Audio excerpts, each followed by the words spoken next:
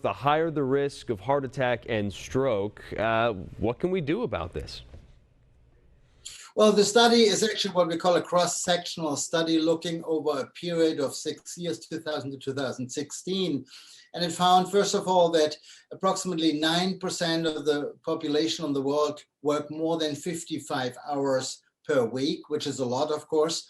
In addition, it found that in the last years, there was a 46% increase in dying from cardiovascular disease if you work 55 hours or more per week, and a 19% increase in dying from strokes if you work more than 55 hours per week. That means long working hours creates a lot of stress. The definition of stress is difficult, of course, but it's basically an imbalance between demand and our resources. So our bodies have to deal with that. And there's three kind of, if you wish, responses to that.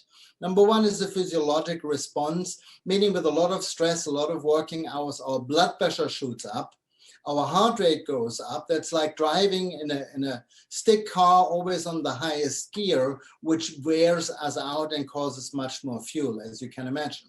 The second response is a behavioral response. So if we work long hours, and we all do actually, especially in the medical field, we don't take time to eat, we don't eat healthy, we don't sleep enough, we don't exercise enough.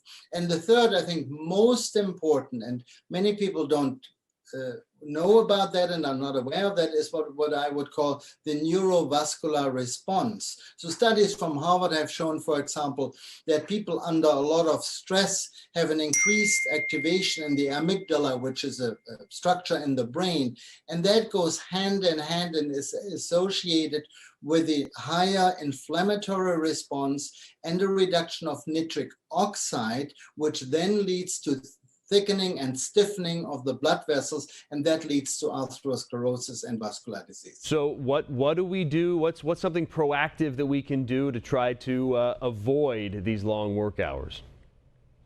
Eat healthy, exercise, sleep long. The most important advice I use for myself is get rid of your alarm clock. You don't need it. If you wake up on your own, you sleep enough. If you need an alarm clock, then you don't get enough rest. Oh man, this is bad news for my heart health, Dr. von Schwarz. We're up early. Exactly.